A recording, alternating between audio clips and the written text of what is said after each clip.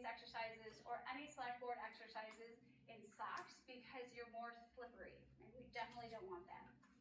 So go ahead and set your Slackboard up somewhere that has somewhere you can grab onto. So perhaps that's a kitchen table, a chair, your counter, whatever. So you can do these exercises with me right now. You can push pause and set it up, or you can come back and do these exercises by yourself, 30-ish seconds, okay? So all we're going to do right now is put your foot on the board. And I just want you to press into it, kind of bouncing a little bit, feel the way it feels, okay? You're gonna notice it has some give to it. It's not quite as bouncy as, say, a trampoline, but it still has a little give. Good work. All right, you can try that again with your other side. Excellent job. And then you can put your foot down. Okay, so the next thing we're going to do is step on and off your board. Now I want to show this actually with this piece of equipment we offer. These are just poles that Gibbon offers. So if you don't have a kitchen chair or a counter, you can grab these guys off the website and you can use them to stabilize yourself. Slowly get on, slowly get off. So every time you step on and off, you're going to be using a different foot, okay? If you don't need anything to stabilize you, just set it off to the side. Know it's there if you want to grab it. Good job. I usually put my hands out to the side when I do Slackboard exercises because I'm more stable. Good work. And come on down. Excellent job.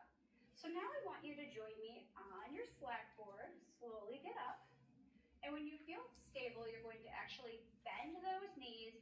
You can bring your hands out here if you feel more stable, and you're just going to tap that toe in the front. You can stay on the same side for a few seconds. Remember, if you're doing this at home without me, try 30 seconds per side. Then you're going to shift your weight on your other leg and tap forward. Good work. You're going to notice that you might feel a little bit more stable on one side than the other. That is just your dominant side compared to your not dominant side. Stand back up. And we're going to actually do the exact same thing, but we're going to move the leg back instead. So go ahead right back into that bent knee. Tuck in that belly button and take that back toe and tap behind you. Be careful here not to lean too far in front of that knee. I want you to kind of shift that weight back into your heel. Good work. And you can stand up and you're going to repeat it on the other side. Good job. Give your body some grace if you need to take a break or press pause, or if you sort of need to get off your step and try again, you do it. Good work. One more.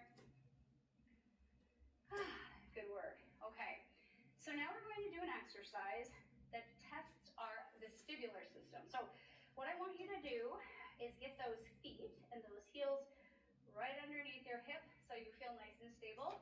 And we're going to just start looking over our shoulder, relaxing that neck, and you're just going to look here for about 4 seconds per side. And center, other side. So right now I'm feeling my ankles start to wobble a little bit, and that's kind of perfect. That's exactly what we want to challenge. Good job. Awesome. So after you are done with these basic exercises, I have a few more advanced variations I want to show you next. So now we're going to go into a little bit more of an advanced movement pattern. So instead of looking left and right, you're going to actually try to look down. And then you're going to look up, relaxing those shoulders. Bring your hands out to the side if you need to. And you'll want to do that for about 30 seconds. The next thing we want to try is a single leg balance. So I know, hands go out to start, and you're just going to shift your weight on that standing leg and come up here. Don't worry, you don't have to do this for 30 seconds. You can do it 10 seconds per side. Good work. Again, just know you are always safe because you can always plant that toe on the floor if you need to. Good work. Okay, so the next thing I want to show you is you're just going to walk laterally or side to side, and you're actually going to shift your weight and do some nose lifts. I know it looks scary, but I promise it's not. So again, you take your time. Remember grabbing that kitchen chair if you want, you're just going to do that, challenging your center of gravity a little bit. And the last exercise we are going to show you is a reverse lunge. So you're going to start in the middle of your board, and you're going to take one of your legs back. So stabilize yourself, drop that back knee, drive the weight through the heel, and then come back up. So my hands are right here, stabilizing myself, and come back. So now we're just going to switch to the opposite leg. So shift that weight back, tucking that core, and go ahead. So again, we're just going to be doing this for about 30 seconds. Let me show you one more. Slow it down, maintain good form, and then pop back up. Great work, you guys. So the intention of this video is sort of to allow you to see very simple exercises using the Slackboard Plus. Feel free to stack, pick or choose what exercises work best for you so you could create your own workout. However, if you would like to be led through a longer workout, check out